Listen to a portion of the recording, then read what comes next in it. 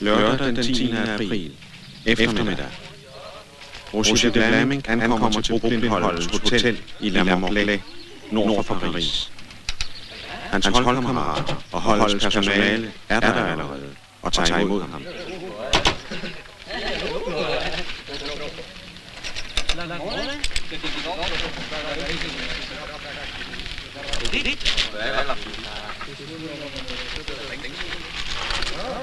Roger de Vlaminck er Brooklyns stjerne, og han er en af favoritterne i det klassiske landevejsløb, Paris-Roubaix.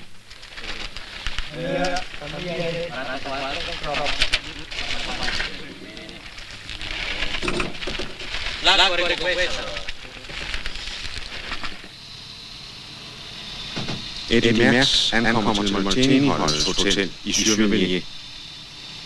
Mekanikerne tager imod ham og er parat til at gå i gang med hans cykler.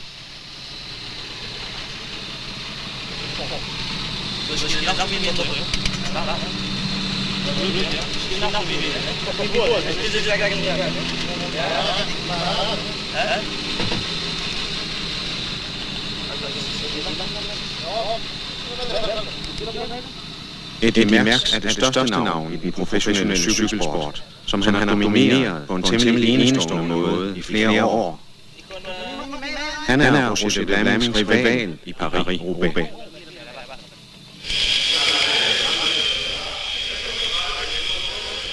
Benene barberes af hensyn til massagen, som er et af de vigtigste led i forberedelsen af hver enkelt rytter.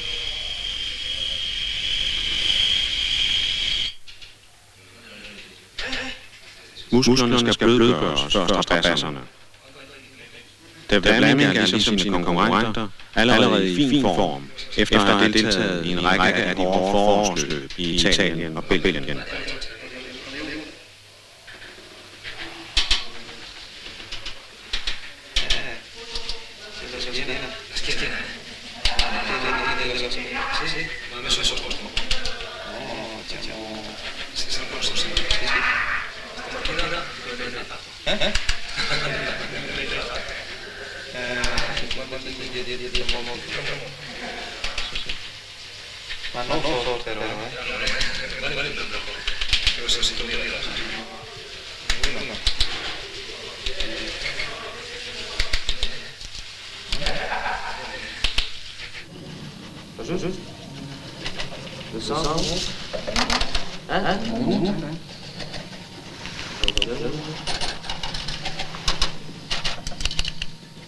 Eddy Merckx overvåger selv klargøringen af sine cykler.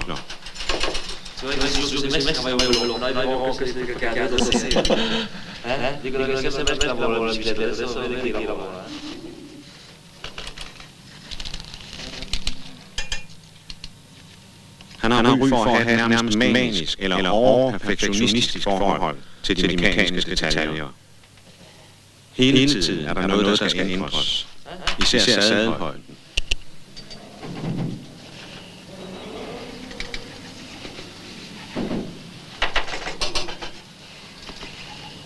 Giacomo, bisogna misurare se non è più basso o a sinistra. Sì.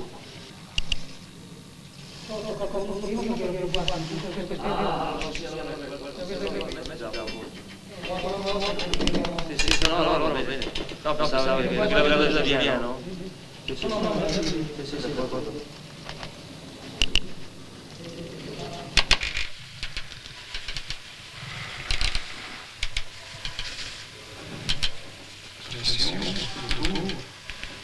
Adesso vediamo se hai riposato no, questa notte. Questo si sta a fare il tuo, Brooklyn-holdets læge, Dr. Modesti, tjekker Vlamincks helbredstilstand. Blodtryk 120. Puls 40.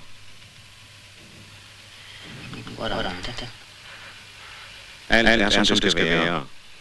For en toptrænet cykelrytter er det ikke spor abnormt med en så lav puls.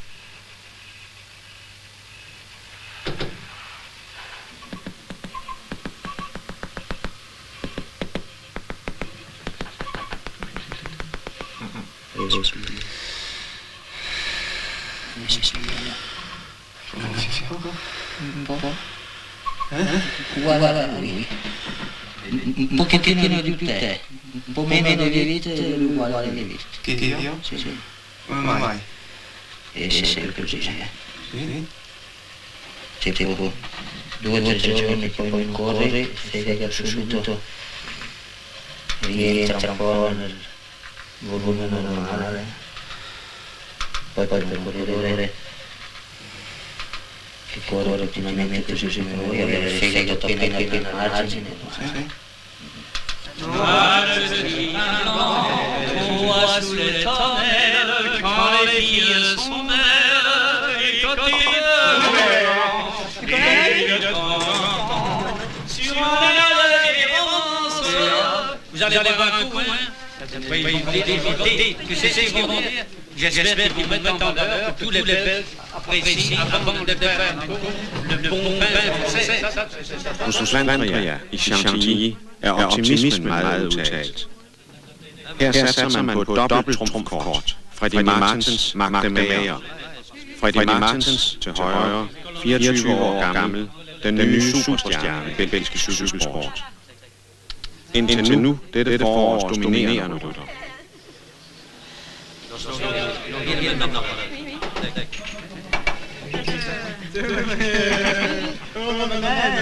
Un peu de chance.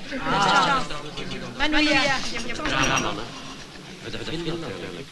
I det taktiske spil er Martens og de Meyer godt hjulpet af Flandrias erfarne sportsdirektør Guillaume Drissens, som er ekspert i at spille holdenes indbyrdes intriger.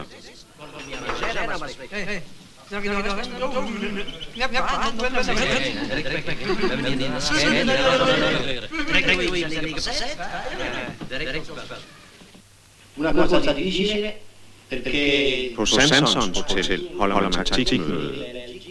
Her satser man på den unge italiener Francesco Moser. Han regnes af mange for at være den eneste ikke-belgier, som har chancer. però io devo dire in relazione a quello che abbiamo fatto nelle nostre precedenti elezioni che abbiamo un corridore, abbiamo una squadra che vuole essere in condizioni di affrontare i belgi. E che oggi ha detto che noi diamo Moser in pace per Belgia, più con questo titolo, no? Perché Moser lo considerano anche i francesi il corridore unico per battere le Belgi. Una cosa difficile perché oltre i belgi sono molti leader, molte squadre. I Italien forgudes Francesco Moser som den nye store håb. Endelig en ny Campionissimo, som måske lever op til den gloriøse fortid, til erindringen om Fausto Coppi.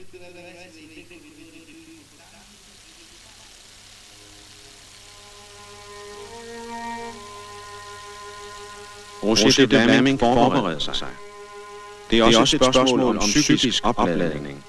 Paris-Roubaix er en særlig udfordring for ham. De Vlaming har ligesom Mærks vundet løbet 3 gange. Det er hans ambition at blive den første, som vinder det hårdeste og smukkeste af cykelsportens klassiske løb 4 gange. Han ved, at ærkerivalen Mærks kan nå samme mål i morgen. 4 sejre.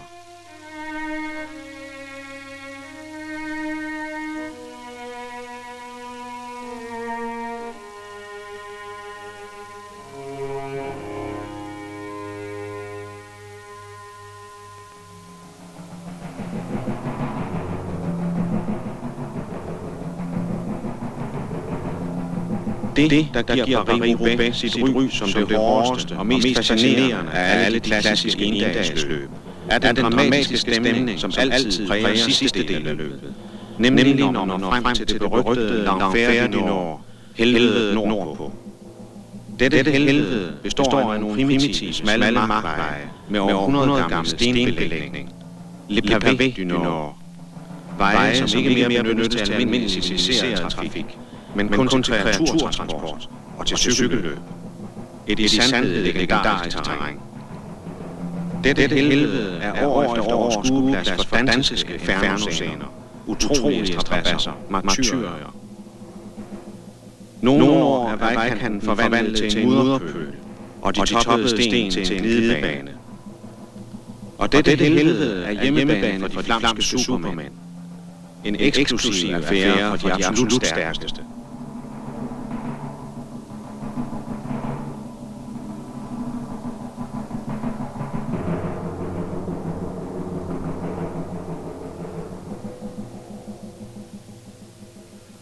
Søndag morgen, den 11. april, klokken er 7:30.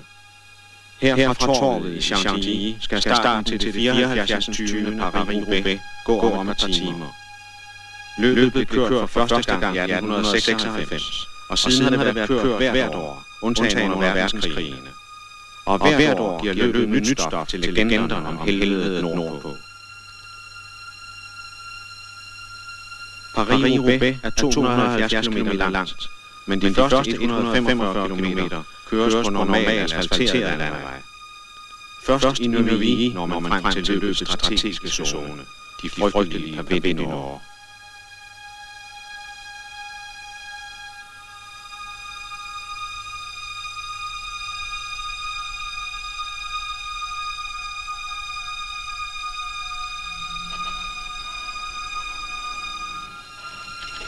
Ude på hotellerne gør holdene sig i denne morgentime klar til at køre ind til startstedet i Chantilly. Hver eneste cykel har været skiltet. Der er 10 gearstørrelser på hver cykel, men rytterne har individuelt valgt hver sit antal tænder på hver tandhjul.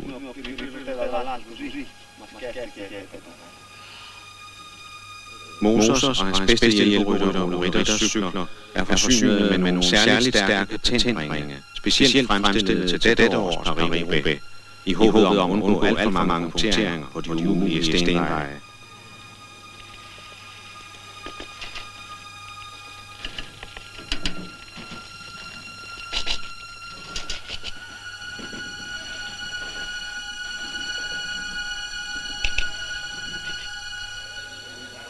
Rytterne indtager et solidt morgenmåltid. Brooklyn er et godt hold. Roger de Vlaming kan regne med loyal støtte fra ryttere som De Witt, De Munck, Van der Slagmolen, Borgognoni, Gualassini. De skal alle køre for De Vlamings chance i dag.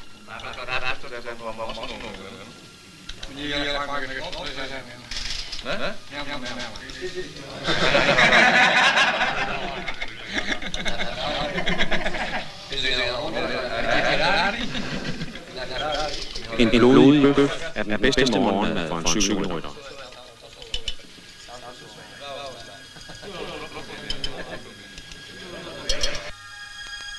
Det ser ud til at skulle blive Paris-Roubaix i strålende sol og høj forårshimmel.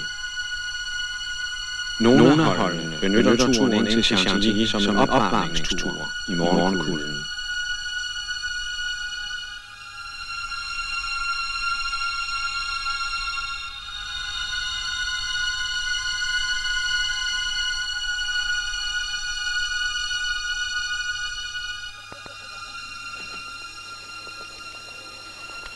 Max og hans folk vil også cykle noget af vejen ind. Men Max er nu engang ikke klar til at cykle, før han cykler helt i orden.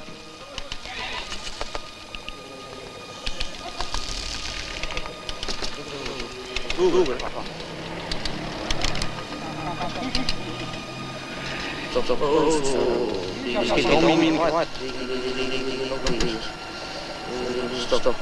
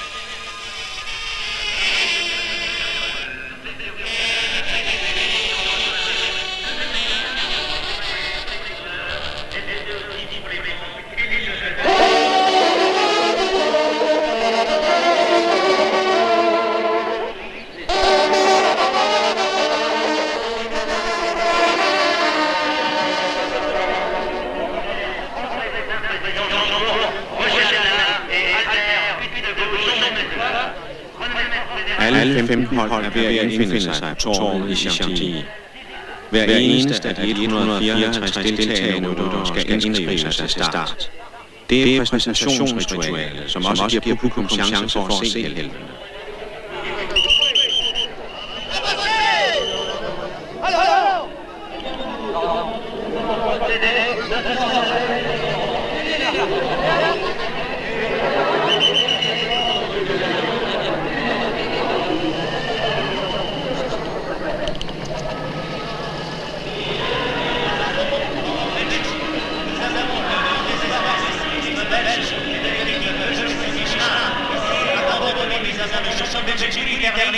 Jean-Luc Vandenbroek, dossard son 4 deuxième de Milan. Franskmændene har for længe siden opgivet alle illusioner.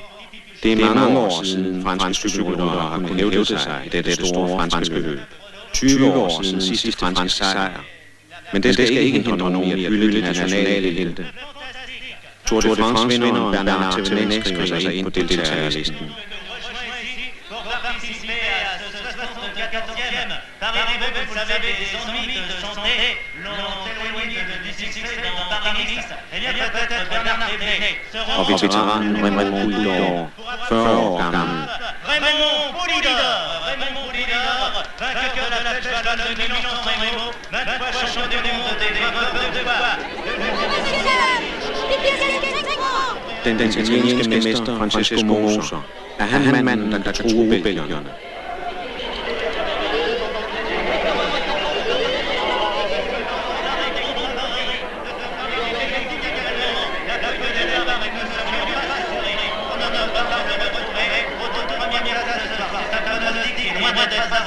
Que nous sommes en train de faire, mais la forme affichée par le coureur dans Tirrenia Adriatico et en particulier dans le Tour des Flandres, eh bien laisse parler que la condition physique de Roger de Blamac est peut-être à son summum. S'il obtient aujourd'hui un 4e succès, il devient recordman absolu de la plus difficile et de la plus belle des classiques, Paris-Roubaix.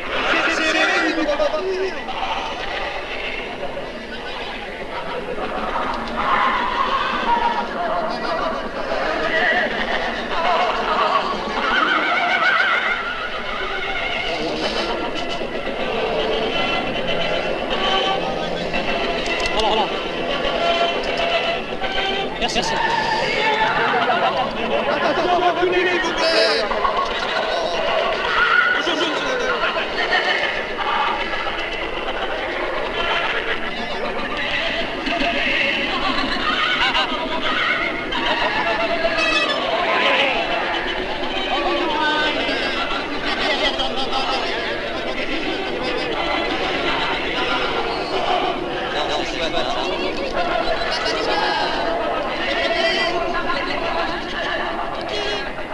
Klokken er 20 minutter over 9. Det 74. Paris-Roubaix er så småt ved at sætte sig i bevægelse. Distancen er 270 km, og man regner med, at rytterne er i Roubaix om godt 7 timer. Men hvor mange er det?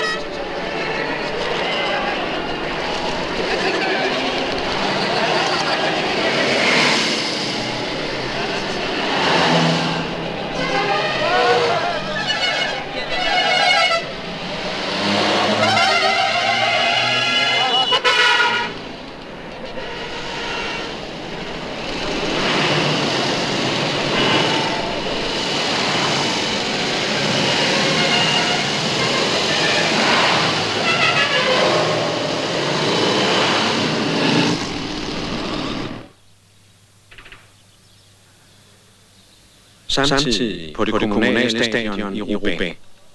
Forberedelserne til at modtage cykelrytterne cirka 7 timer senere er i gang. BNP står for Banque Nationale de Paris, som er løbets hovedsponsor i år.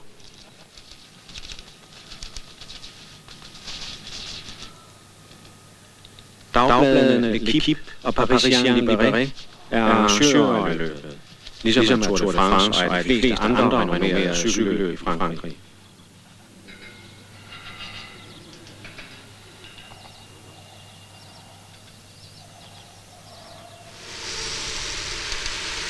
Feltet føres neutraliseret gennem Chantilly's gader og ud til den startlinje, hvor løbet gives frit uden for byen.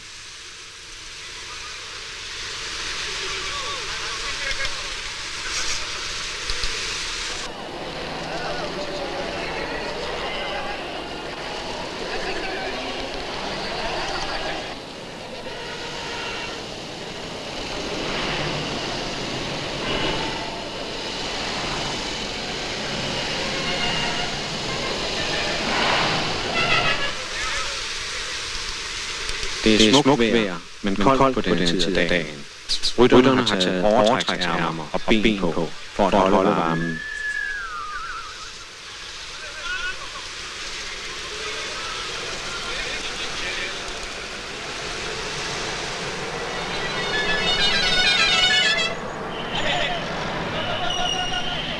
Her skulle løbet gives frit. Her med Chantilly Slot som baggrund.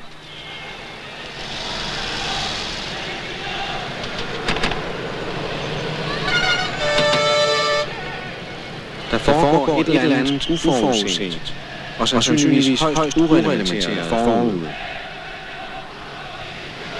Noget som spærrer vejen og forsinker starten. En forhindring, som ikke er inkluderet i dagens program. En provokation.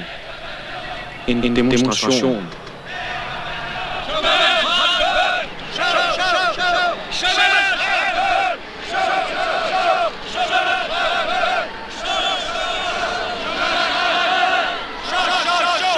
Demonstrationen er rettet mod en af løbets arrangører, dagbladet Le Parisien Libéré, og det er en protest mod en række afskedigelser af typografer ved dette blad, som følge af rationalisering. Det er en arbejdskonflikt, som har kørt gennem længere tid, og løbets arrangører er ikke helt uforberedt.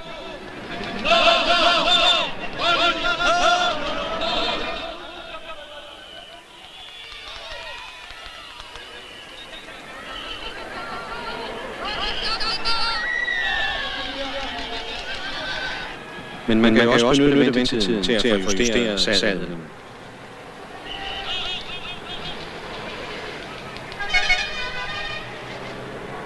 I sådan en fredelig stund kan Mærks ovenikøbet få lov til at låne skruenøgle hos konkurrent Brooklyns servicevogn.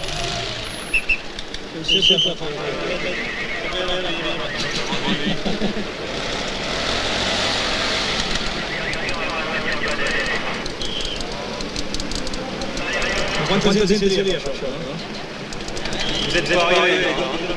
¿No? ¿Sí? Sí.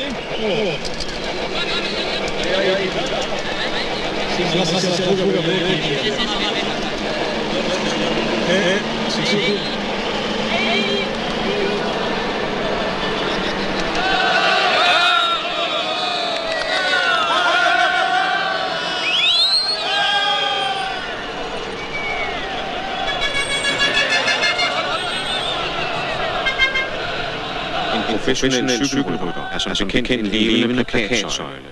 Hvorfor så ikke låne en lille plads til et solidaritetsopråb? Rytterne slippes igennem i enkeltkolonne, spidsrodet for cykelarbejderne, som får læst og påskrevet om de kapitalister, der arrangerer deres løb. En politisk lektion med på vejen. Men skal løbet trods alt have lov til at køre os, og det får det, så har demonstranterne jo også deres favoritter at hæppe. For eksempel den forgudede Bernard Thévenet.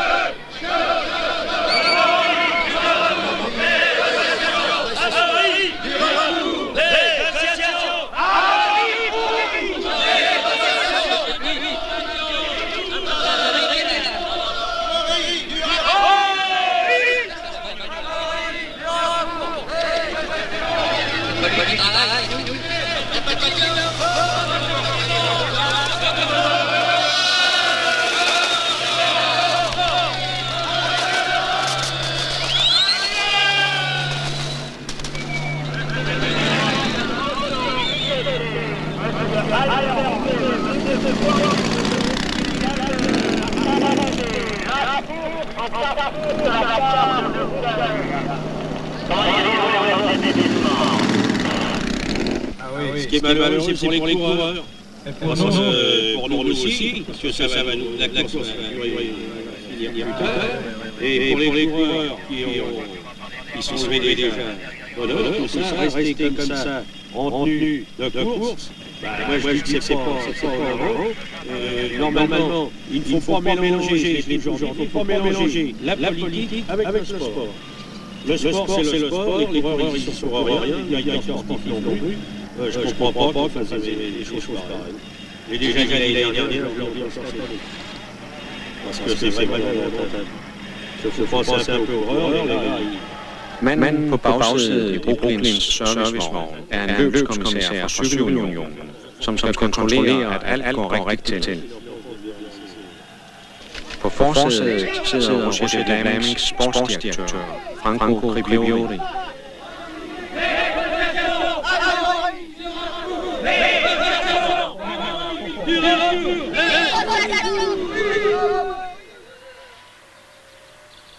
Valenciennes. Klokken er cirka 10. Valenciennes ligger 193 km ude på ruten. Her ventes rytterne klokken 1:15, og her kan de proviantere for anden gang. Det er netop provianteringszonen, man er i færd med at markere med banderoler.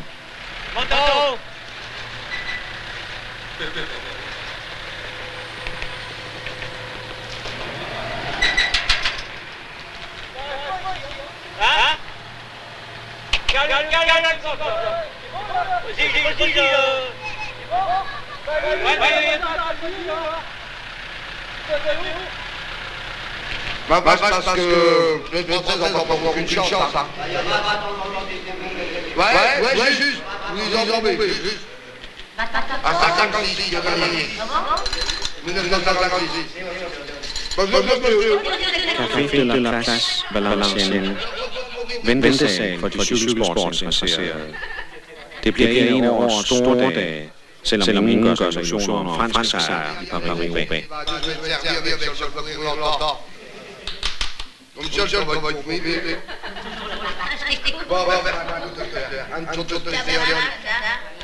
Non mais qui en particulier qui est favori? Non. Voilà exactement. Martens. Je pense. Les brevets des Italiens, c'est pas l'habitude des brevets, c'est l'habitude du soleil, pas des brevets. Klokken er 10:30. Starten er gået med over en times forsinkelse. Og tre mand er nogle få kilometer efter start gået i udbrud og har sikret sig et lille forspring.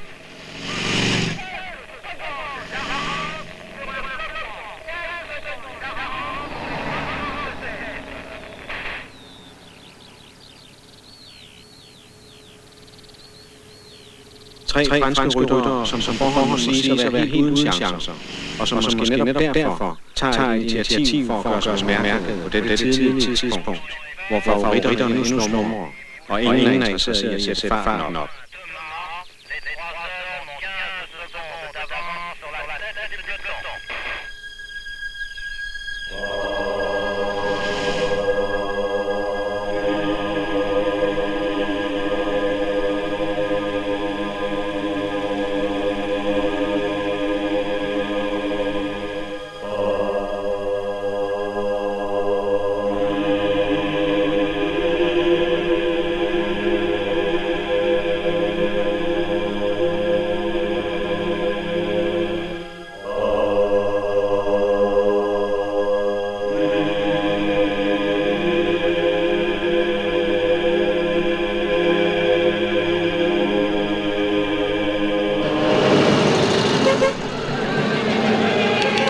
Et styrt, som mere skyldes feltets størrelse end dets tempo. Ingen alvorlige skader, men en del kaos, som vækker mekanik på bagsædet.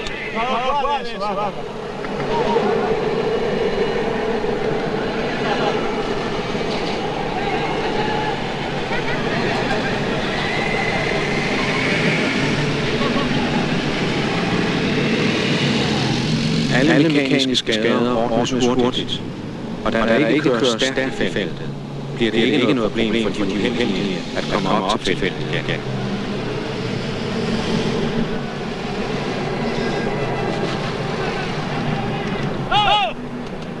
Her Bernard Thévenet, Frankrigs store helt efter Tour de France-triumfen i 1975.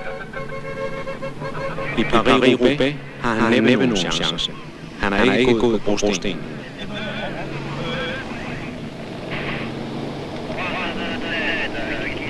Hvert hold har sin servicevogn. En rytter med maskinskade, eller som af andre grunde har brug for at komme i kontakt med sin sportsdirektør, kalder på vognen ved at række armen i vejret. Straks kaldes den pågældende vogn frem over radiosenderen.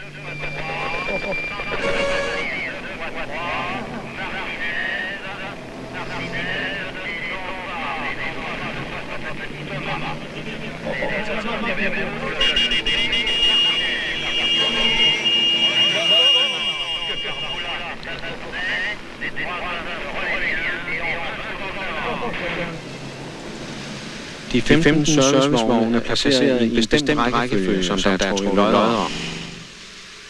Det er naturligvis en fordel at lægge så langt fremme som muligt, fordi man så meget hurtigere kan nå frem til sine ryttere.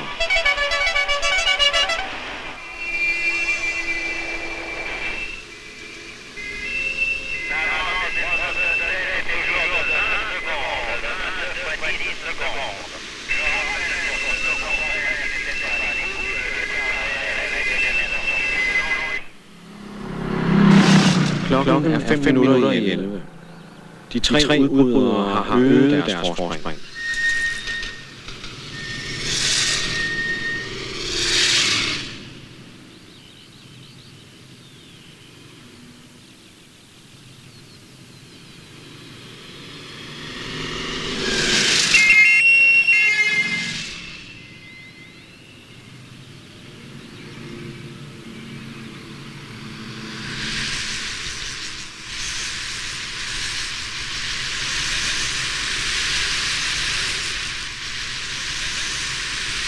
Resten af feltet er stadig intakt, og ingen synes særlig interesseret i at indlede en jagt på udbryderne.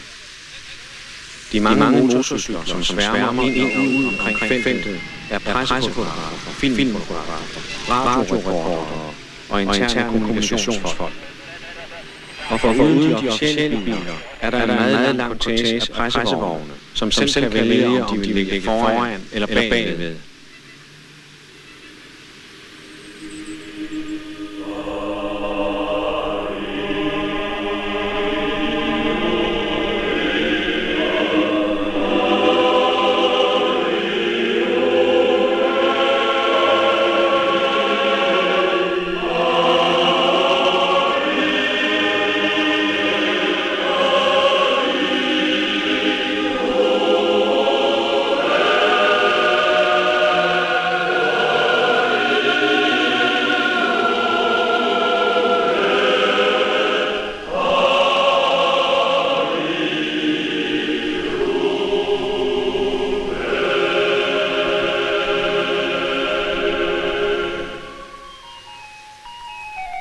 Roubaix klokken 11.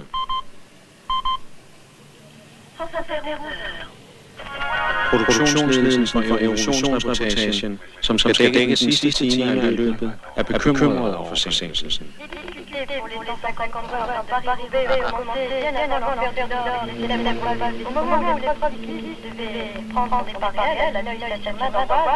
Écrivez du livre ceux qui impriment Paris-Réalité ont empêché les coureurs d'assigner et ont crevé du nœud la voiture des organisateurs. Après une demi-heure, la course a pu tout de même démarrer. À l'heure actuelle, donc, les coureurs roulent dans la direction du nord et bientôt les choses sérieuses vont commencer. Il faut dire pour la petite histoire que le parcours Paris-Roubaix est de plus en plus difficile. Une demi-heure, mais comme vous avez avancé cette heure, il y a un quart d'heure de retard. Les programmes sont pas menacés. Non mais ils sont arrivés, la Jules Manuel France Inter, leur demander qu'ils ont ça va donc on peut Paris, il faut quand même Paris. On va... Par rapport à la décision naturelle, ça fait beaucoup. Nous allons avoir la République extraordinaire, parce que dans le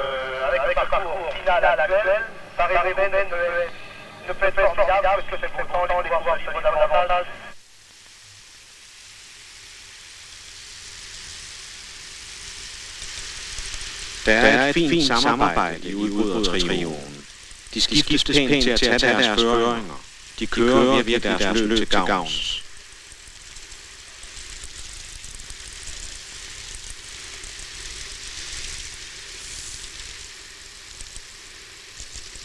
De har nu oparbejdet et forspring på op mod 9 minutter. Men det er stadig ikke særlig foruroligende for løbets formodede hovedaktører. Og farten i feltet er stadig moderat.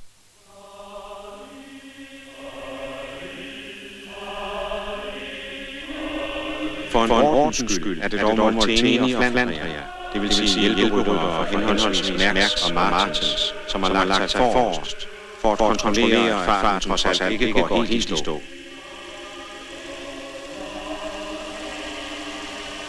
Mærks selv og Martens, de er for en stund selv med fremme for at inspicere situationen.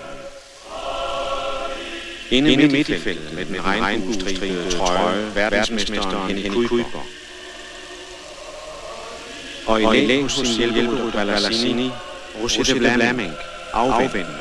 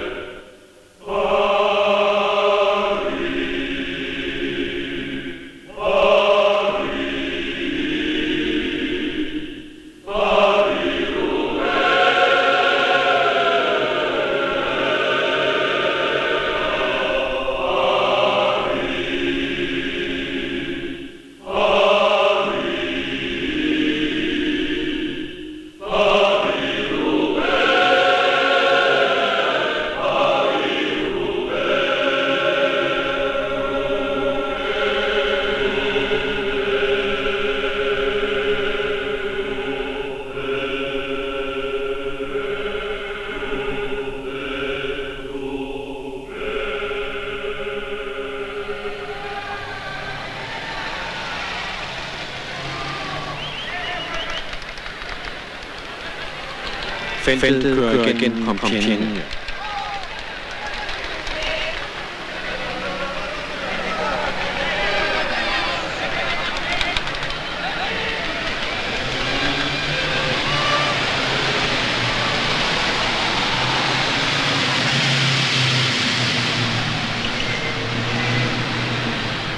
En brobindrytter har armen i vejret, og brobindvognen har trukket placering nummer 1 i servicevognens cortege, så man er på pletten uden at skulle overhale andre vogne.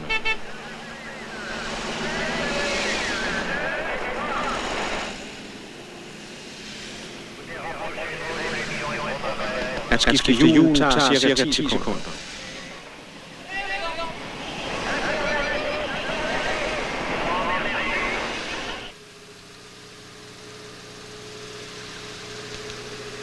De tre udbrydere har et forspring på godt 5 minutter kort før Saint-Quentin.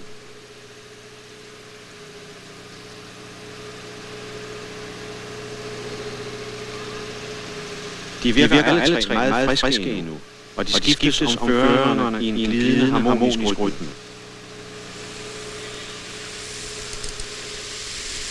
Nummer 166, den lille mand med briller, Mariano Martinez, er kendt som en god bjergkører. Hans spinkle fysik og hans karakteristiske oprette stil passer også bedre til bjergene end til den lige landevej.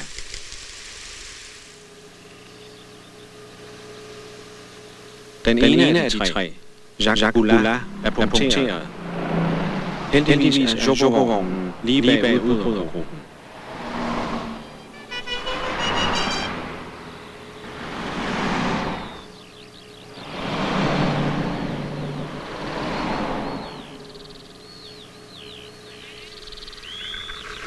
Afsted igen. 9 sekunder tog det. Og så skal der trædes for at komme op til de 2 andre igen.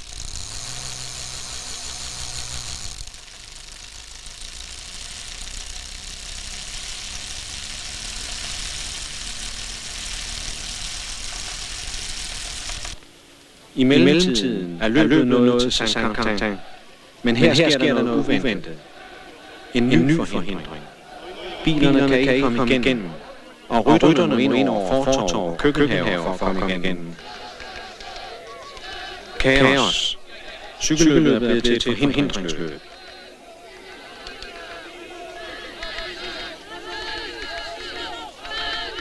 Det er på ny fyrede arbejdere fra arrangørervisen Parisien Libéré demonstreres for.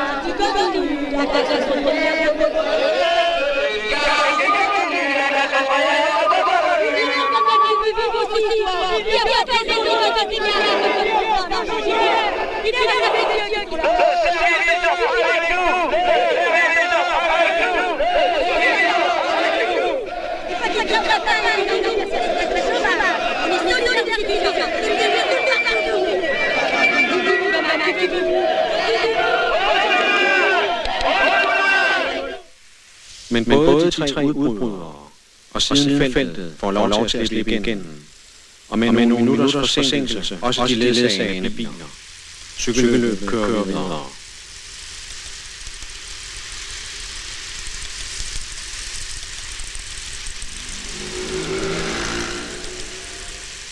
Trioens forspring begynder at trumpe ind, for nu nærmer man sig langfærre.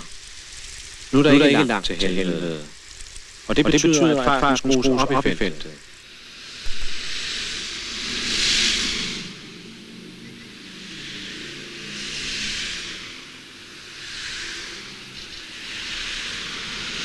Gennem Le Cateau, kun 7 kilometer før de første pavéer, køres der virkelig stærkt i feltet.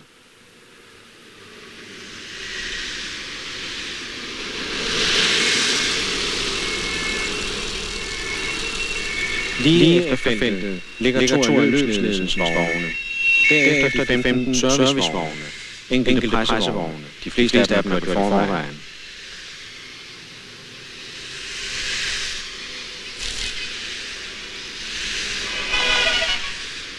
Løbsledelsesvogn. En ambulance. Flere pressevogne. Optoget slutter med fejekosten. En vogn, der kaldes sådan, fordi de fejrer de opgivende ryttere op. Og opsamlingsbussen, hvor opgivende anbringes. Samt cykelstativvognen, som tager de opgivende cykler med. Neuville, umiddelbart før pavéerne. Klokken 10 minutter i 2.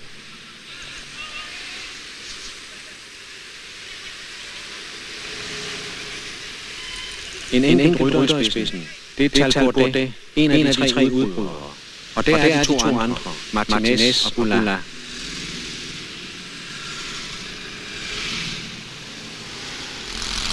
Men der allerede er feltet.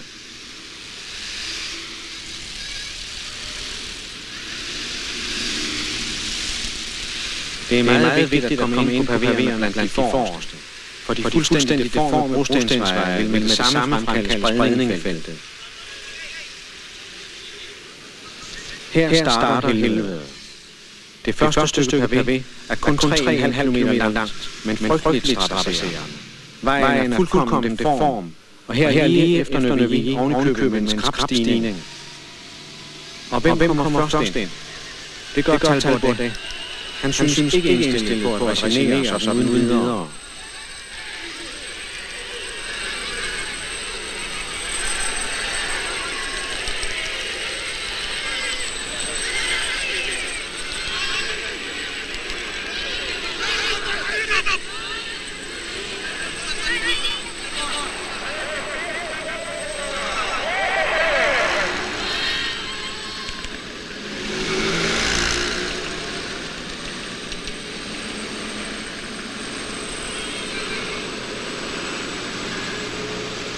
Men der er det sket.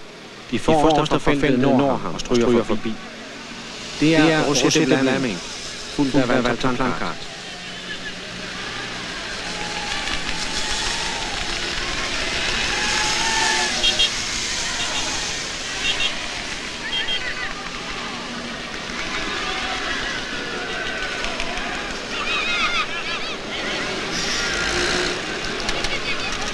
De Vlaming er nu helt fri og forcerer.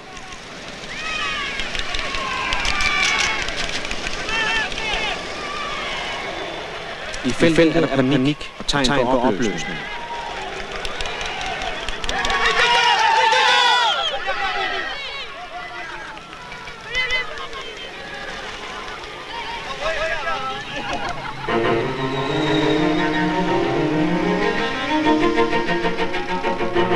De Vlaming fortsætter sin kolossale forcering. Det er næppe hans hensigt at gå i udbrud alene nu, men at fremprovokere en total alarmtilstand og sprængning af feltet.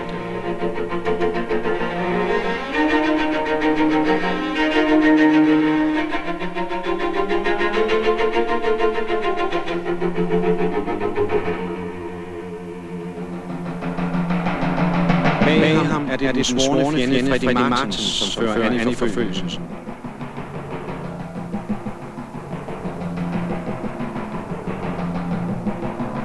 André Dierix er i hans baglu. De har de Vlaming inden for rækkevidde.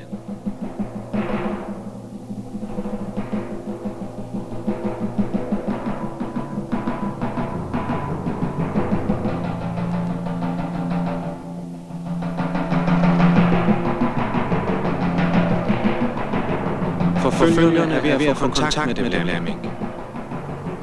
Men virkningen af den vilde forcering i spidsen er dramatisk. På nogle ganske få kilometer er feltet sprængt. Den ubarmhjertige udskilningsprocedure er sat i gang.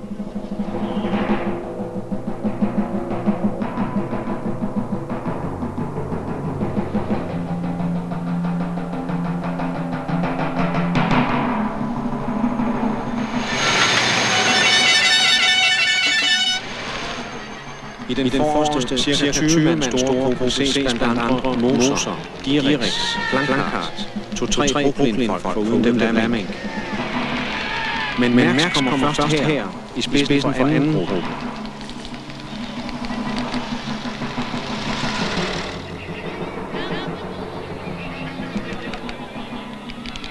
Der er Talbot. Den er de tre udbrydere, som holdt længst. Og der er Raymond Poulidor, som år efter år i det løb har placeret sig som bedste franskmand.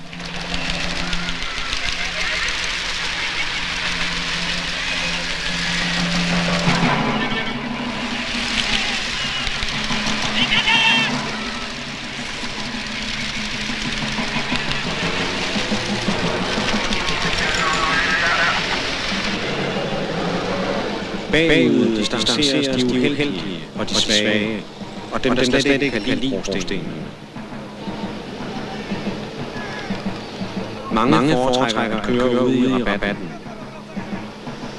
Et uheld her på det første stykke kan være fatalt.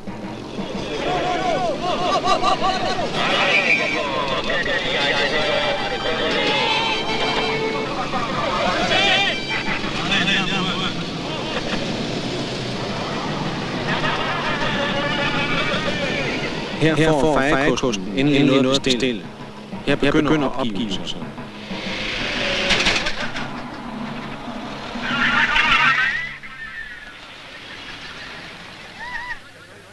Og her, som en af de første, hvor gamle bekendt, nummer 173, Jacques Boulard, som var med i udbrydertrioen.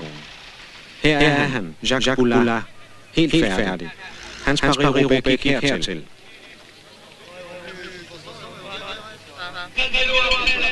En Molteni-rytter lader sig samle op. En af Mærks' dygtige hjælperyttere, nummer 25, Van Looy.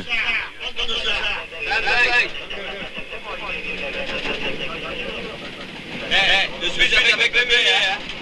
20 km,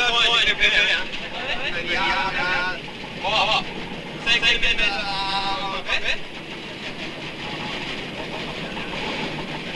Maintenant, on est là,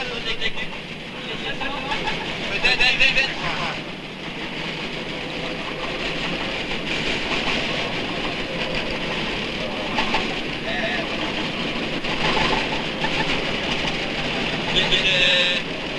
J'ai apporté 2 minutes pour la voiture.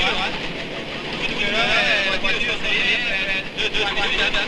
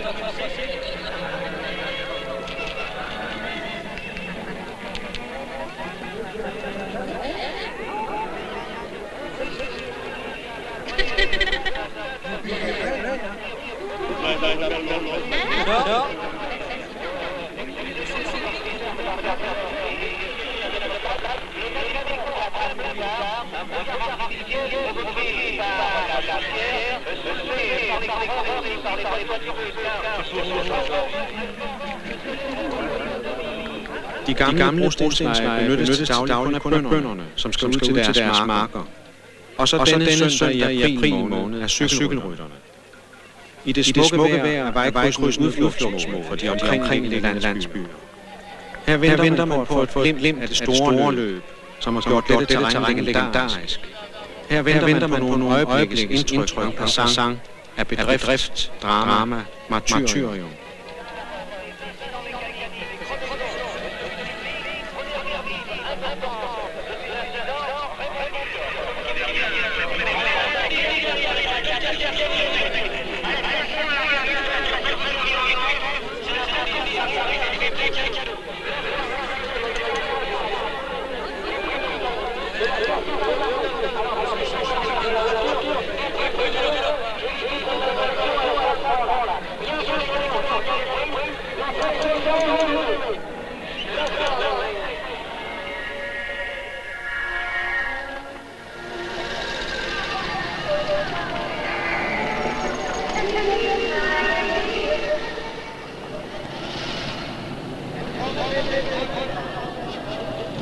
Klokken er 20 minutter over 2.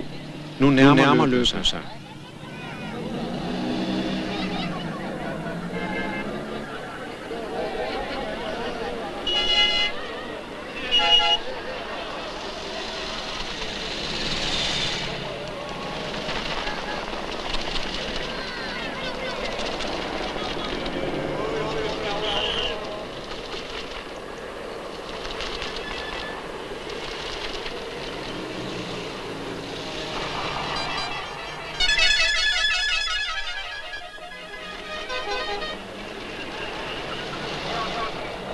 Afstanden er ikke stor mellem de to forreste grupper.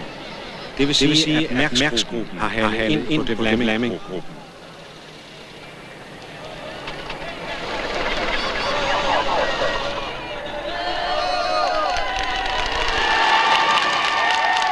Cirka 15 mand er de i den forreste gruppe. Og Mærks i spidsen for den anden gruppe, som er 18 mand stor.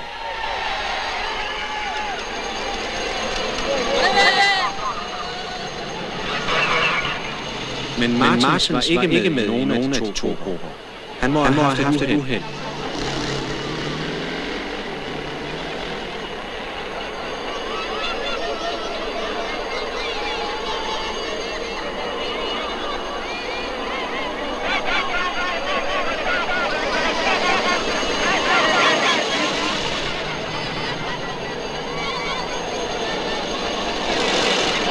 Men der er han, gemt bag en motorcykel, lidt foran hovedfeltet. Martins må forsøge at nå op helt uden hjælp.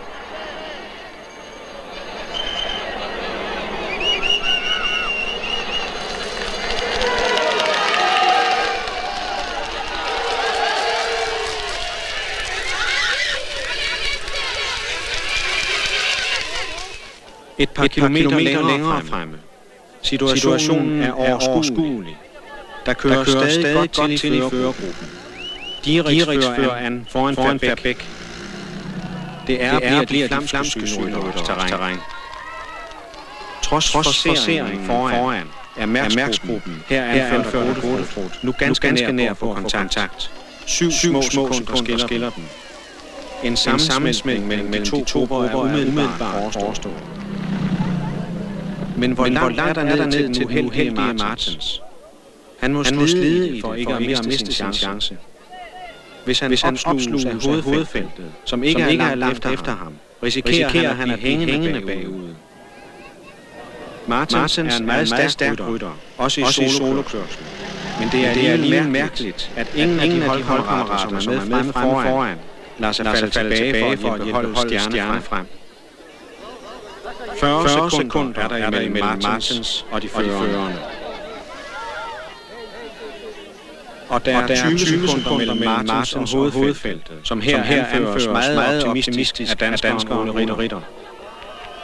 Ritter har altid haft gode placeringer i Paris-Roubaix, og det er tydeligt, at han ikke har opgivet at komme til at spille en rolle. Der er andre gode ryttere i dette felt, som vil være med til at begrænse afstanden, i håbet om at farten foran på et eller andet tidspunkt vil falde lidt. Men der er flest, som bare prøver at hænge på, så godt de nu kan.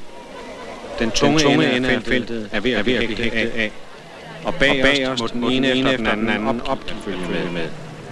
Udskilningen fortsætter ubarmhjertigt.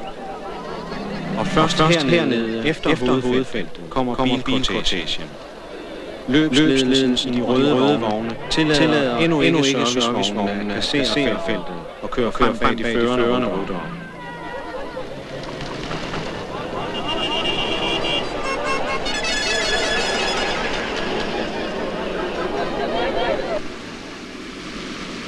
De røde stationer dirigerer trafikken. De er løbets kommandocentral.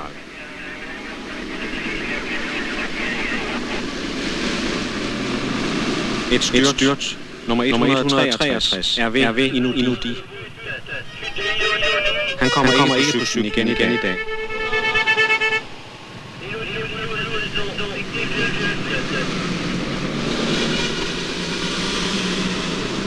Fra servicevognen holder skarpt øje med højre side af vejen. Det er i højre side, altid højre, at ryttere og maskinskade skal afvente hjælp.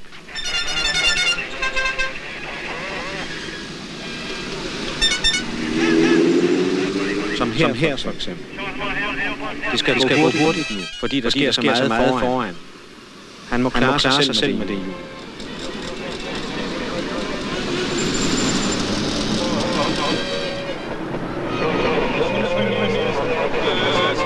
Radioen meddeler, at Martins nu har fået assistance af sin holdkammerat Poulain, som har ladet sig falde tilbage til ham. og at de henter ind på de førerne, som nu er samlet i en gruppe, efter en stærk indsats af Mærks og Godefrost.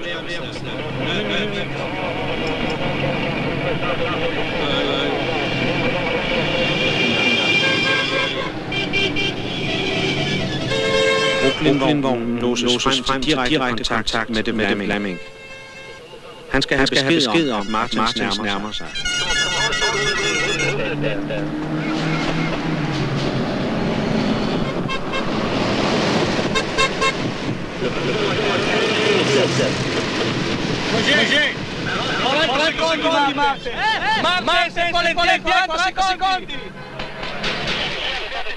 Valenciennes, 20 minutter i 3. Café de la Place. Nu varer det ikke længe. Fra radioen ved man, hvordan ting udvikler sig. Martins er kommet op til førergruppen, og far er blevet nedsat.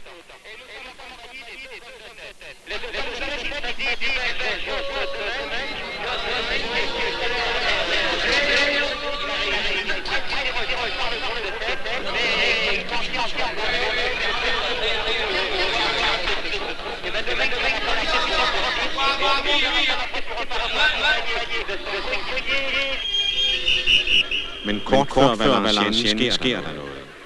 To Brooklyn-ryttere er brudt ud. Det er belgieren Demouy og italieneren Osler, som her ser en jernbaneskab.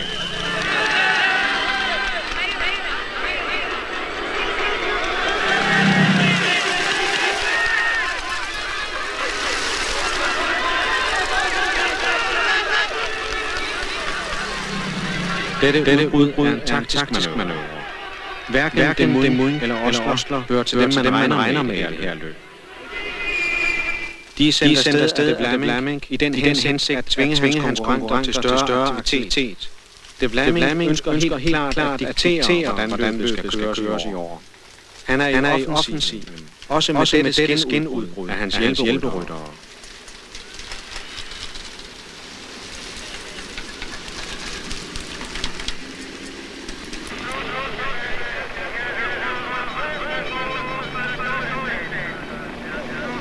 Bag udbrud finder ventet regruppering sted, ligesom man kører ind i Valenciennes.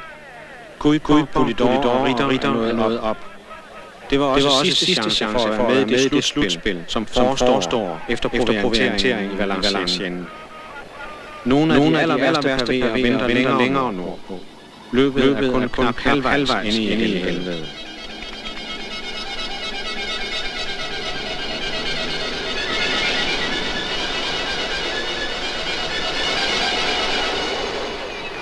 Lige uden for Café de la Place er dagens anden provianteringszone. Der er en madpose til hver rytter.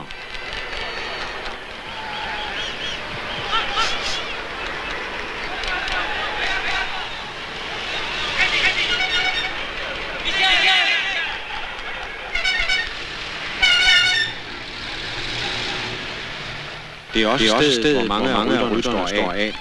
Det er dem, som er håbløst distancerede, og dem, som måske også synes, at nu er deres opgave som hjælperyttere vel overstået, måske endda vel udført. Her ved de, at holdets personale er klar til at tage sig af dem. Herfra er der transport videre til Roubaix. C'est que nous, on a 4 gars qui sont devant et qui n'ont rien depuis le départ. Les grévistes sont les pneus de la voiture. Alors les gars, ils n'ont pas mangé. Ils ont fait manger une seule miette de part. Rien mangé. Les deux pneus pour qu'on puisse pas dépanner. Et oui, ils ont crevé les deux au départ. Et toute la nourriture dans la voiture devait aller faire le ravitaillement. Là, nous, on a rien en vente. Ce matin, on a 3 qui continuent avec rien en vente. Et qui sont devant avec Mère, avec les grands. Ils ont récupéré un peu. Ils ont fait préparer avec 3 tartelettes dans le ventre. Incroyable de voir.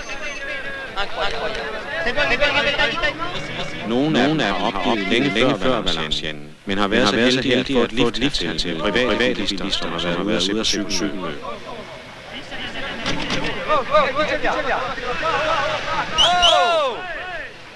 Dove sono le ruote?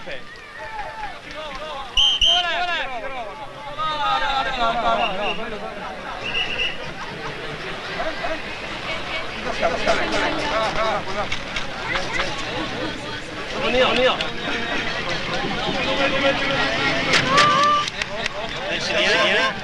C'est bien. Alors, Comment ça a été par rapport à la hier? La cour a développé plus vite, enfin, après j'ai eu le ravitaillement. Ça voulait plus vite.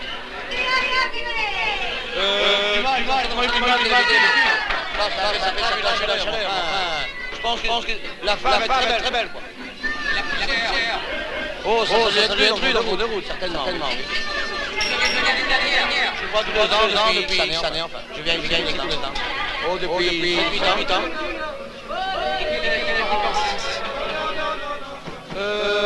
Les dames sont plus groupées à l'avant. Le plus compact, à part le deux échappés, c'est une chose dérisoire, une minute et demie, pas grand-chose. Et alors, vos propres favoris, lesquels? Oh, bien sûr, Metz, de Vlaming, et je mettrais bien Moser dedans. Vous l'avez vu, la Moser précédemment? J'ai occupé à regarder Metz, 19 par Metz, disons, pas vu Moser. Alors, j'ai eu la quête grâce à un monsieur nommé Roglin. M'a dit, là, je donne ma quête. Il vous l'a donné? Ah oui, il me l'a donné. Il a donné? Non, il n'a pas donné. Il me l'a pas dit, hein. Il m'a pas dit s'il avait abandonné. Ça vous fascine la course? Ah oui, j'aime bien. Qu'est-ce qu'il y a dans la course? J'aime bien.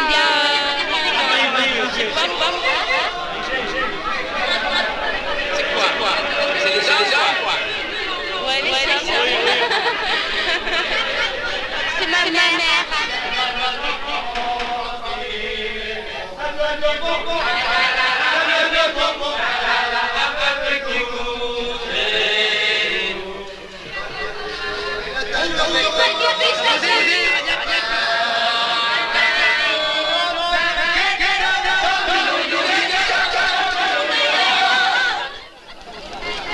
De to Brooklyn-udbrydere har stadig et lille forspring. Det kan næppe holde længe endnu. For nu har Mærks som sædvanligt påtaget sig den rolle, som alle de andre alt for gerne ser ham i. Han lægger sig i spidsen og leder forfølgelsen som et lokomotiv.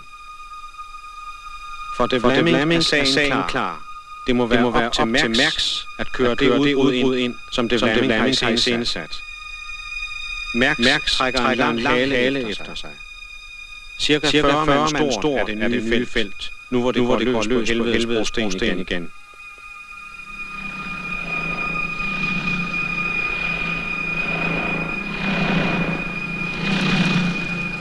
Der er nu knap 2 timer tilbage af løbet, og en mere definitiv sortering forestår. Snart vil det tynde ud i denne lange række.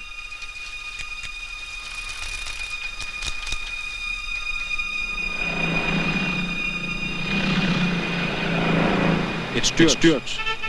Kampen om placeringerne er hård og farlig på de kantede sten, nu hvor fart genskrues kraftigt op.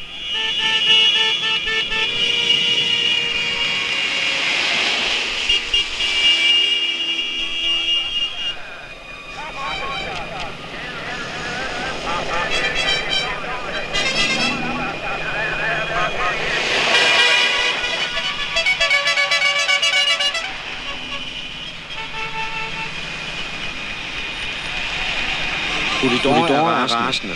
Han vil have et hjul, og det skal være nu.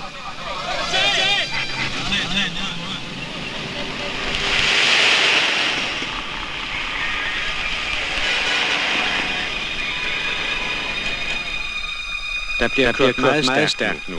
Det er hårdt bare at holde sin plads, sit baghjul.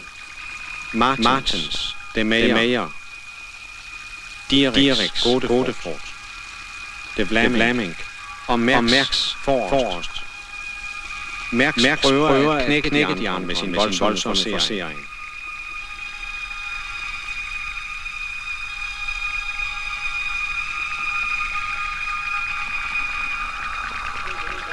Klokken 20 minutter i 4. På cykelbanen i Roubaix fortsætter nedtællingen. Her udfyldes ventetiden med cykelløb. Men banecykling betragtes kun som surrogat. Det er landevejen, der er den ægte vare. Og det er landevejens helte, man venter på. Denne gamle cykelbanes fornemmeste opgave er således blevet at være den traditionelle skueplads for afslutningen af et stort landevejsløb.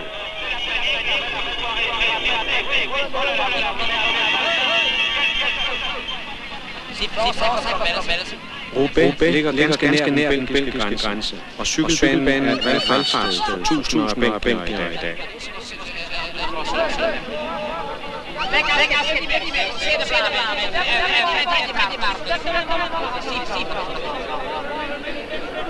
Eurovisionskommentatorer er ved at gøre sig klar. Transmissionen starter, når der mangler timer af løb.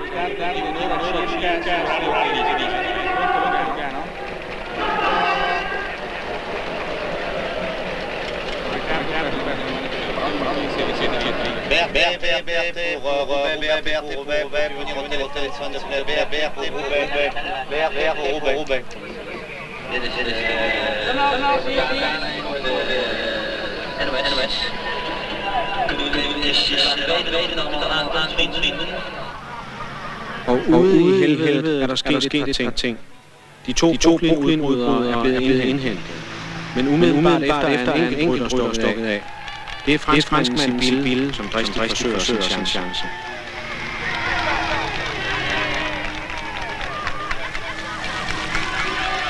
Men han får ikke nogen line at løbe på. Til venstre Martins første mand, Mark de Mayer. Til højre Godefroot. Mærks har foreløbig opgivet at springe feltet. Der er mange med endnu.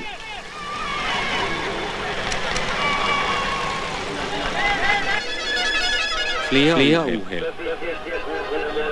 Blandt de uheldige i Brooklyn.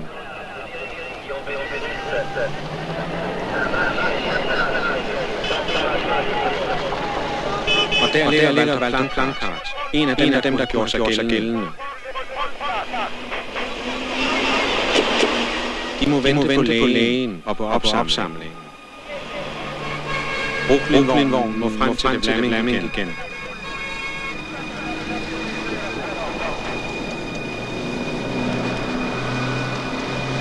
Og hermed tilspidses kampen. Hvert andet øjeblik brydes rytmen af en eller flere, som forsøger at stikke af. Favoritterne er meget aktive og har placeret sig forrest i feltet. De Vlamming. De Mayer. Godefroot. Martins. Guillaume. De holder hinanden under skarp observation. Martins har taget føringen. Men ude i højre side angriber De Vlamming. Helt ude i vejkant træder han an i et nyt forsøg på at komme fri.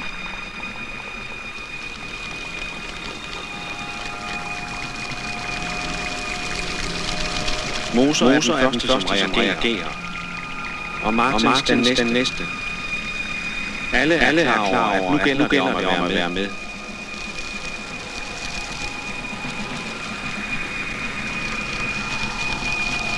De Vlamming er i færd med at splitte feltet. Martins sætter alt ind på at indhente sine to konkurrenter. Og lige efter ham Godefroot og Haas.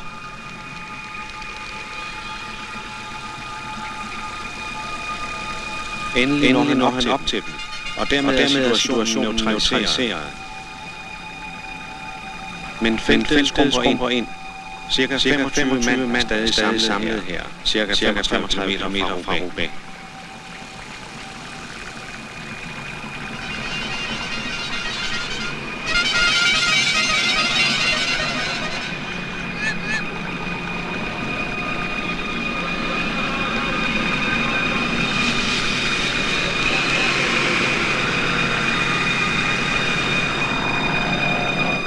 Et nyt styrt.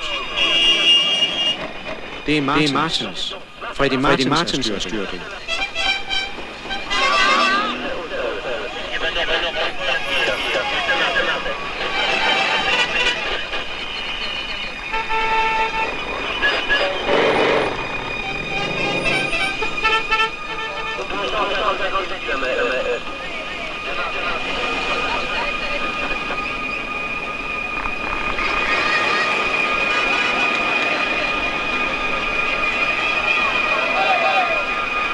Han kommer ikke på cyklen igen.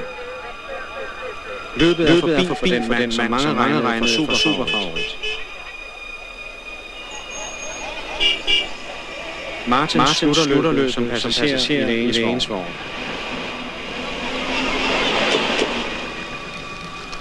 Walter Godefroth har taget føringen, og nu er det hans tur til at se, at det gør ondt. Godefroth virker meget veloplagt, meget velkørende. Med sin kraftfulde og smidige køreteknik er han en virkelig ekspert i dette terræn.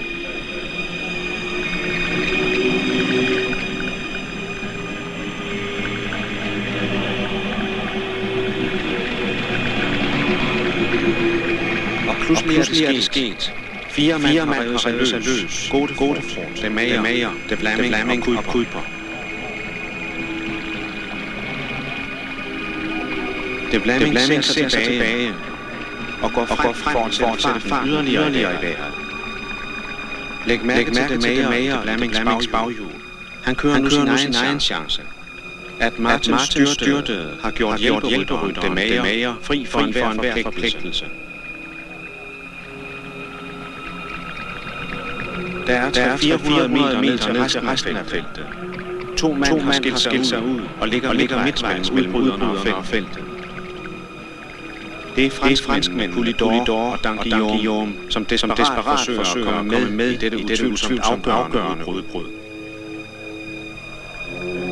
Der kommer endnu en rytter i stærk fart op til de to og passerer dem. De kan slet ikke følge med ham.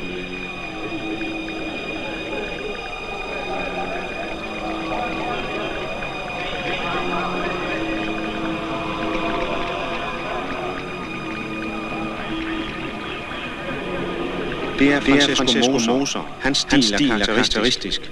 Fuldstændig rolig, aerodynamisk position på cyklen. En imponerende kraft i et ubesværet rundetråd.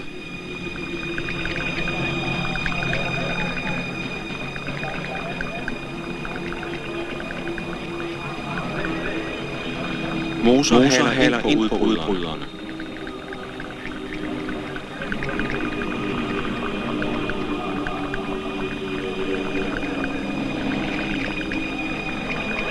Og nu er Moser fremme, og de er nu fem mand i gruppen.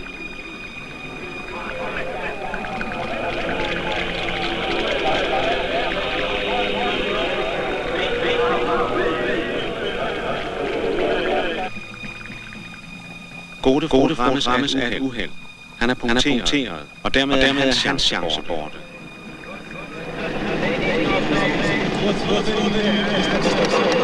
Nu ved alle at slutspillet er begyndt. Og i servicevognen prøver man at danne sig et overblik. Hvem er med, og hvem er ikke med?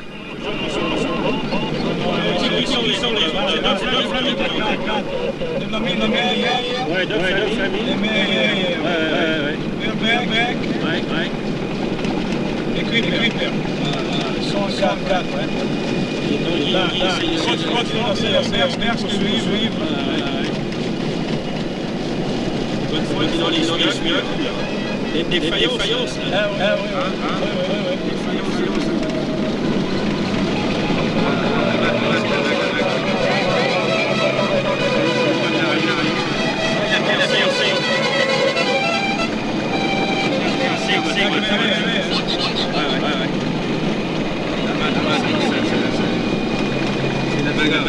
Ah oui.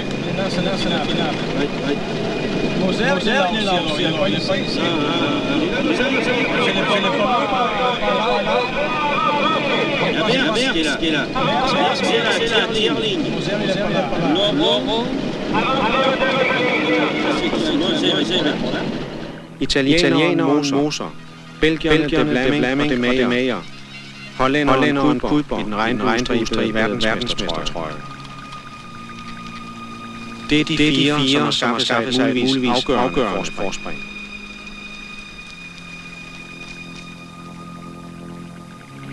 Mærks kom ikke med, da det skete, men han fører naturligvis an i forfølgelsen.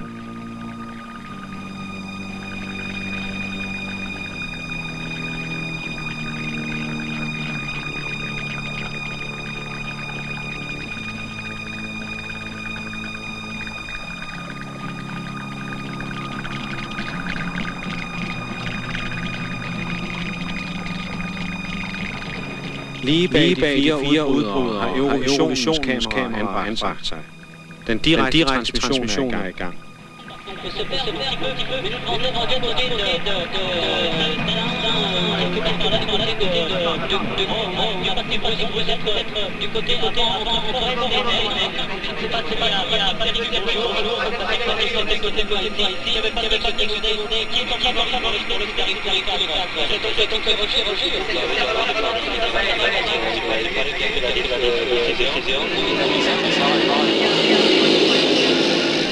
Kramik heeft Parijs gewonnen.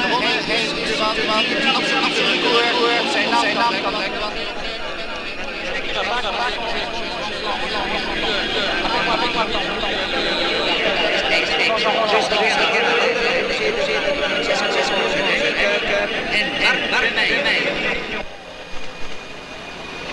De fire udbrydere.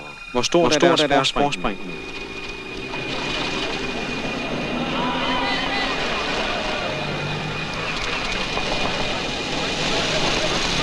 10 sekunder. 15. 20.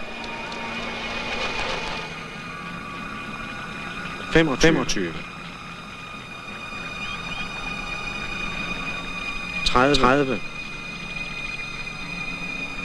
35. 40. 45. Der kommer en enkelt mand. Det er franskmanden Guillaume. Cirka 50 sekunder efter de fire.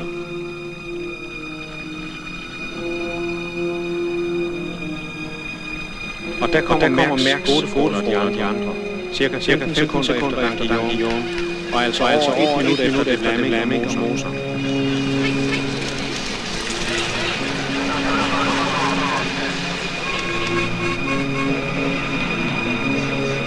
Nogle af de værste pavéer ligger ret nær Roubaix. På disse deforme veje, disse støvsky, kan der endnu ske en del.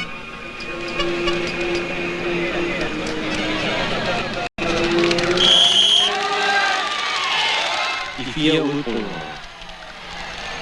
Kaos i et skarpt sving.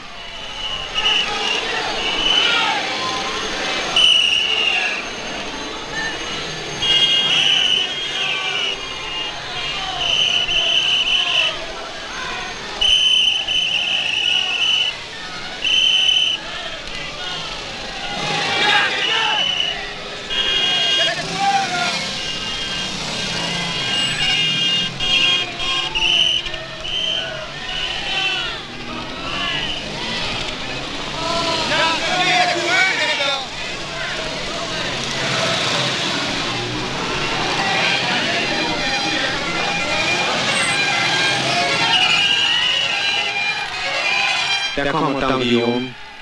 Stadig 50 sekunder efter.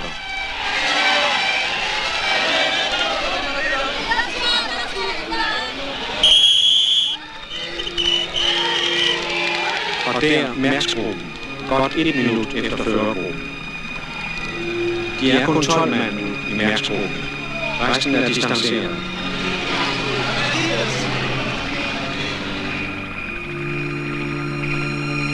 Det er Moser og det Fleming, som gør alt arbejdet i førergruppen. Det er de to, der sørger for, at afstanden stadig øges ned til forfølgerne. Hverken de Meyer eller Kuiper tager føringer. De Meyer klæber simpelthen til det Flemings baghjul. Det har været hans position lige siden udbruddet startede. Han kører på det Fleming. På den måde fortsætter han den krig, som Martens og det Fleming kører mod hinanden.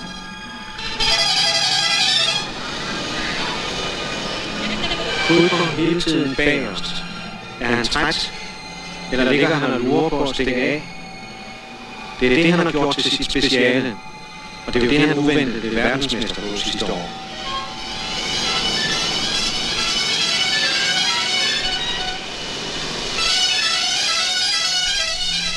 Resten af vejen er almindelig asfalteret vej.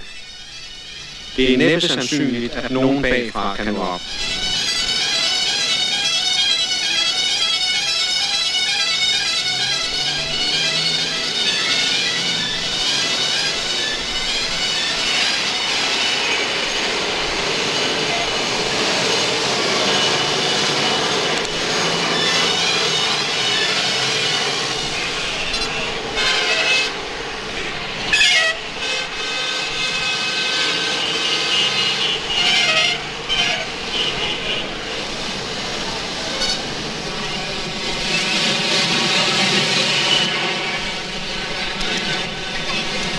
Henny Kuiper. Der forsøger han alligevel sit nummer. Men De Vlaeminck er på vagt og neutraliserer ham med det samme. De Vlaeminck synes at kontrollere løbet.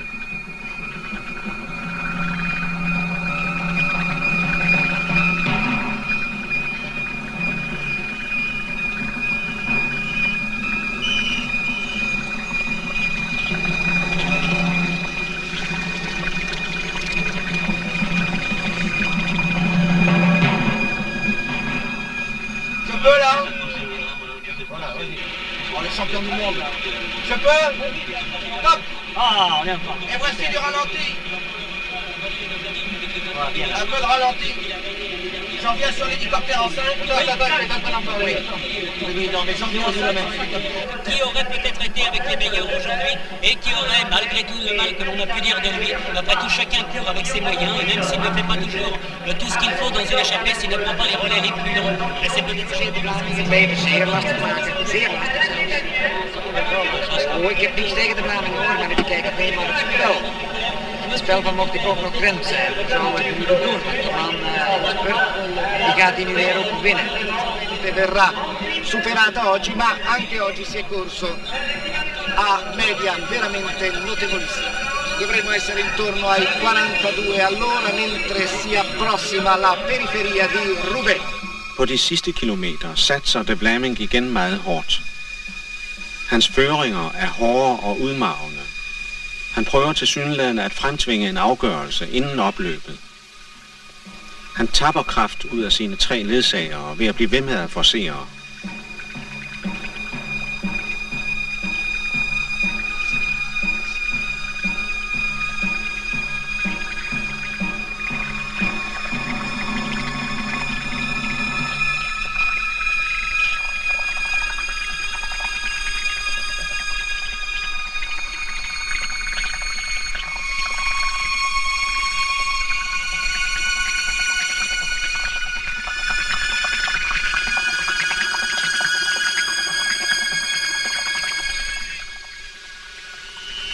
Mærksgruppen er cirka 1,5 minut efter. Dan Guillaume er faldet tilbage til denne gruppe, og ingen andre viser lyst til at forsøge noget på egen hånd. Den hollandske Tour de France-stjerne Sotemelk er træt.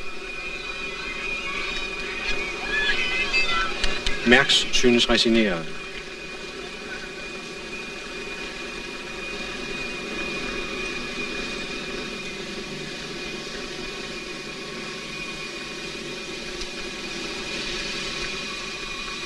Moser forsøger at stikke, men igen afparerer De Vlaeminck lynhurtigt.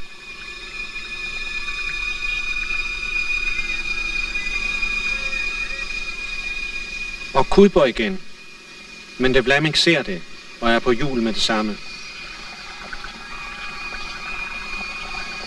Eddy Merckx, for ham er det løb kørt. Han har ikke været i stand til at dominere det som så ofte før.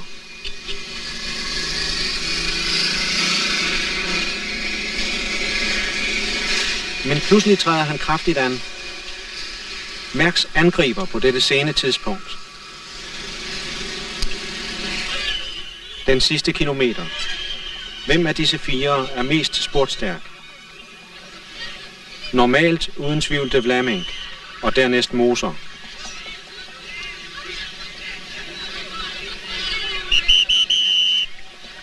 Merckx. Men det lykkes ikke for ham at løsrive sig. De andre er med.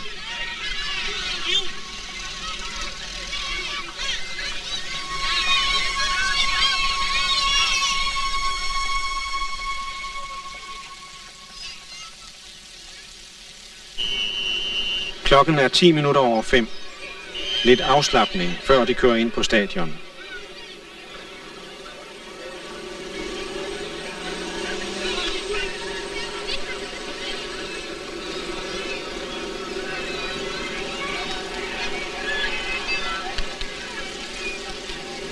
De Vlaeminck og Moser er gode sprintere. Men det er også de 2, der har brugt flest kræfter på at opbygge og konsolidere forspringene. Hvor friske er egentlig De Meyer og Kuiper?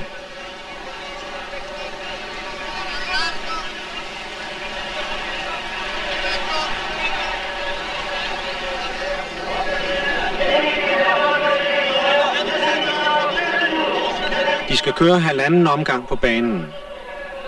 De Vlaeminck beholder sin førende position.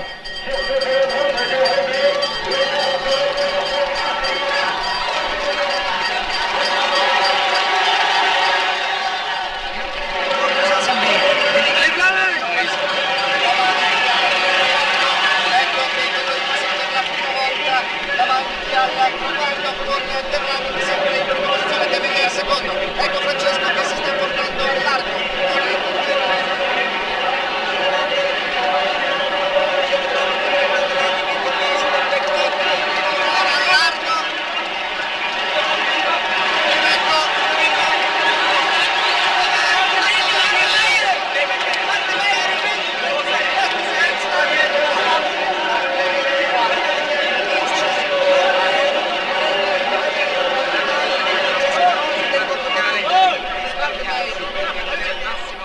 De Vlaeminck begår en taktisk fejl ved at køre en lang spurt fra spids. Moser angriber for oven, men han lukker ikke af for De Meyer, som får rigelig plads imellem dem og har en eksplosiv afslutning.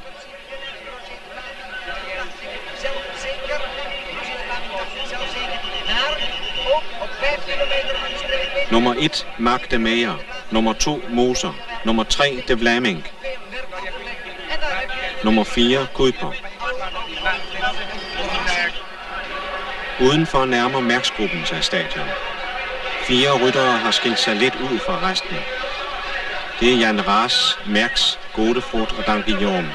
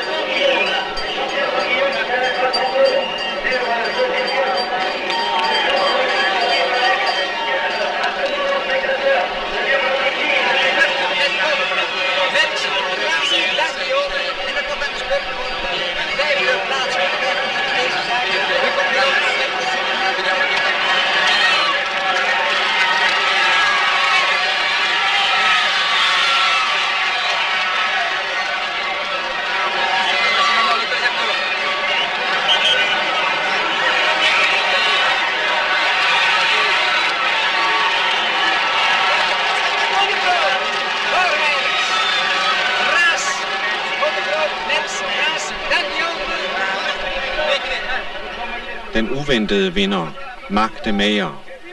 En meget smuk sejr til hjælperytteren, som fik lov til at køre sit eget løb, da holdets stjerne, Martens, måtte udgå. Og sejren smager ekstra godt, fordi den så at sige blev snuppet ud af hænderne på Martens ærkefjende, De Vlaeminck.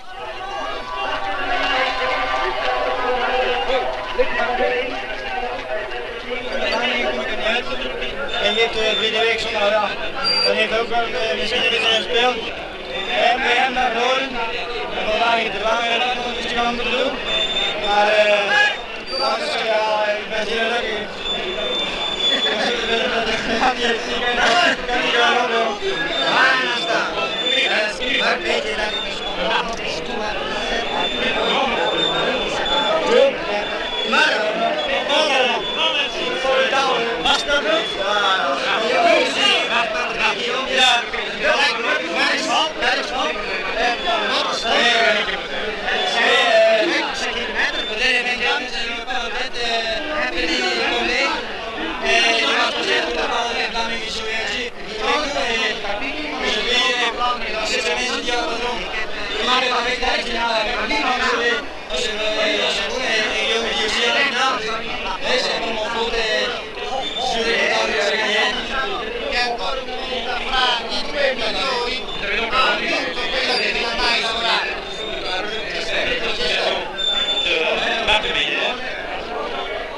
Og fra tv-tribunen over til den officielle hyldest og fotografering. Det er reklameinteresserne, der udgør den økonomiske baggrund for den professionelle cykelsport. Og Paris-Roubaix er en forretning for arrangørerne. Derfor skal løbets hovedsponsor BNP naturligvis med på billederne. Det har banken faktisk betalt for.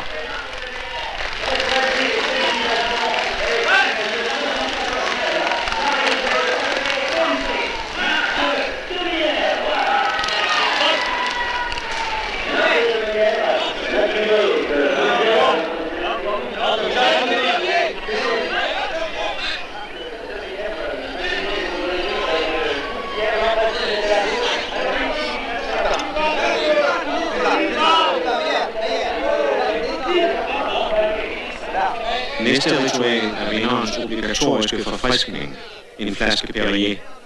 Også den er der kontrakt på. For løbets ejere blot en detalje i en formålstjenlig iscenesættelse.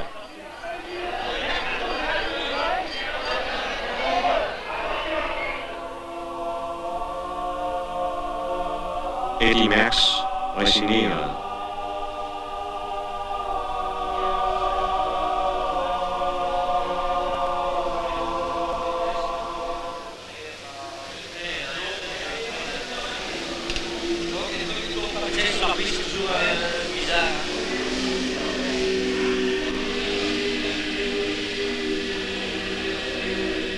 Roger de Vlaeminck, skuffet og rasende.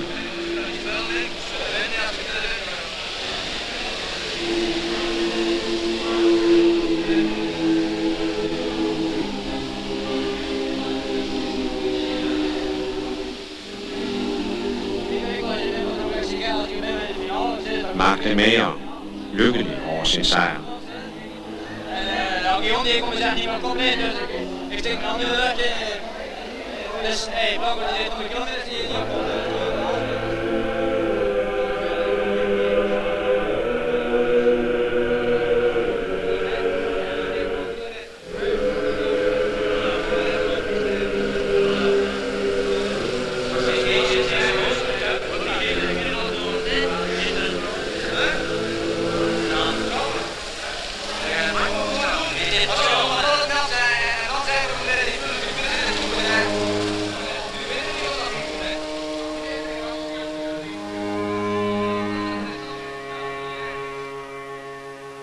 Det var det løb.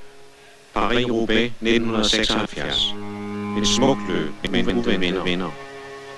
En årgang meget speciel til der. Paris-Roubaix 76 blev virkelig toget i skyer og støv. Færre du når i år det hvide helvede. Et par dage sceneskift til næste store løb. Aktørerne er de samme. De cykler, de rapporterer, og alle dem som rivaliseringen kører videre. Samtalerne står, hvor de slap.